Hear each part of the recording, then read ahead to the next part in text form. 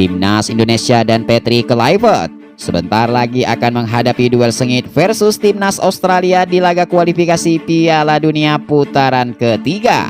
Seperti yang kita ketahui, bahwa laga tersebut akan digelar di Sydney Stadium Australia pada 20 Maret 2025. Tentunya hal tersebut akan menjadi duel yang paling ditunggu-tunggu oleh para pendukung Timnas Merah Putih.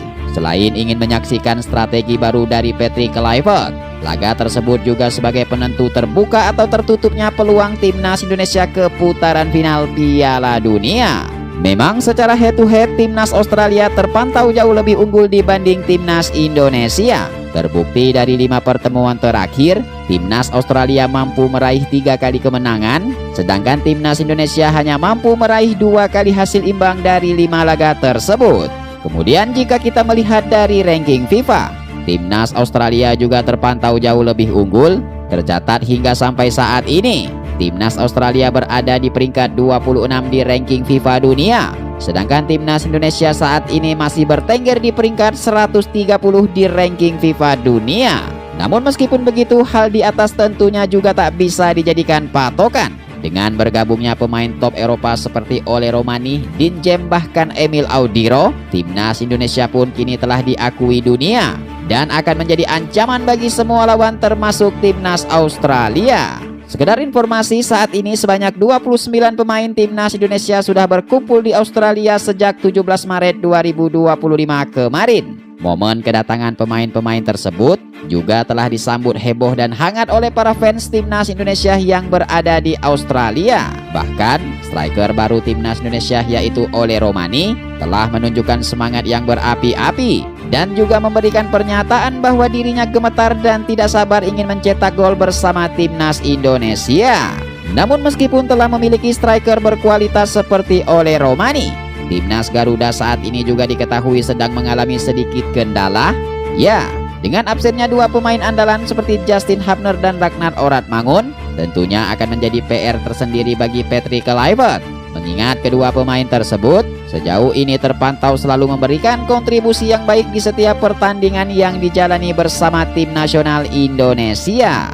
Memang jika kita melihat posisi Justin Hubner, tentunya kita tidak perlu khawatir dikarenakan melimpahnya pemain sektor back di skuad Timnas Indonesia saat ini. Namun hal itu tentunya tidak berlaku pada Ragnar Oratmangun, dan tentunya Patrick Kluivert harus kembali bereksperimen demi untuk menemukan pengganti yang ideal dikarenakan faktor minimnya pemain depan di dalam skuad Timnas Indonesia saat ini. Kemudian sekedar informasi, saat menghadapi Timnas Australia nanti, Patrick Kluivert diperkirakan akan langsung menurunkan filosofi menyerang dengan formasi 4-3-3 atau 4-3-2-1 yang tercatat selalu menjadi andalannya. Tentunya hal ini dirasa sangatlah baik bagi tim nasional Indonesia, mengingat Timnas Australia saat ini dalam keadaan pincang setelah kehilangan beberapa pemain andalan yang mereka miliki. Kemudian berikut ini merupakan formasi inti dan cadangan yang berpotensi besar digunakan Patrick Kluivert untuk menantang Timnas Australia di putaran ketiga kualifikasi Piala Dunia 2026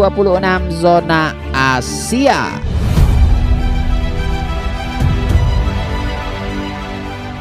Oke, yang pertama di sektor penjaga gawang, bisa dipastikan Patrick Kluivert akan memiliki kiper andalan yaitu Martin Paes. Seperti yang kita ketahui, Martin Paes saat ini merupakan kiper berpengalaman yang memiliki permainan kelas level Eropa. Kemudian kemampuannya dalam membaca arah serangan lawan sangatlah dibutuhkan untuk menghadapi laga penting bagi Timnas Indonesia mendatang.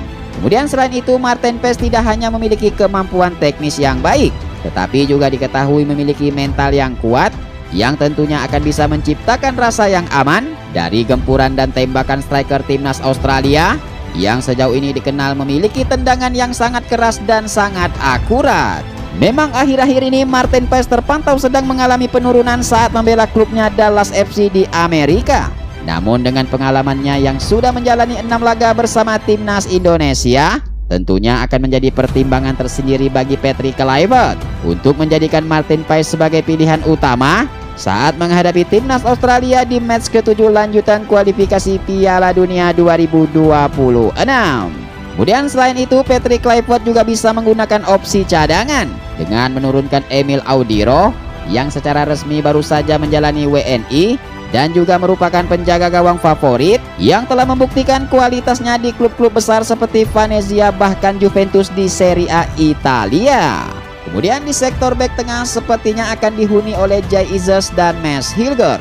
Seperti yang kita ketahui, Jay Izzes saat ini telah menjadi tembok yang kokoh bagi lini belakang tim nasional Indonesia. Pengalamannya main di Serie A Italia membuat Jay Izzes saat ini diyakini siap untuk menghadapi tekanan-tekanan keras dari pertandingan mendatang.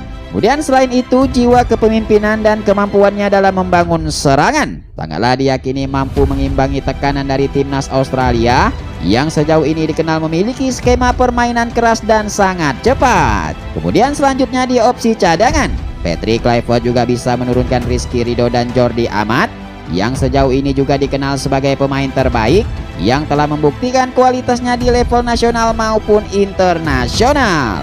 Kemudian selanjutnya di opsi kanan dan kiri akan diisi oleh Kevin Dijk dan Kelvin Verdonk. Seperti yang kita ketahui, Kevin Dijk merupakan pemain yang memiliki pengalaman luas di kompetisi benua biru Eropa. Dengan ketangguhan dan kecepatan yang dimilikinya, diyakini sangatlah membantu dalam duel-duel udara dan juga diprediksi akan menjadi motor serangan dari sisi kanan pertahanan sekuat timnas Indonesia. Kemudian berikutnya di sektor kiri yang dihuni oleh Kelvin Verdonk.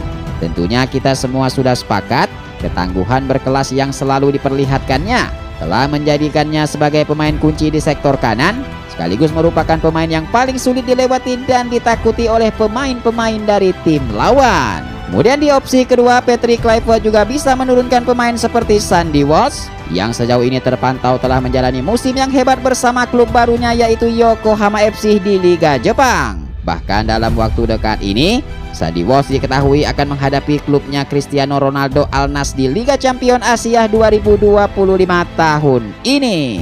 Kemudian selanjutnya di sektor tengah akan diisi oleh Tom Haye dan Joy Pelupessy.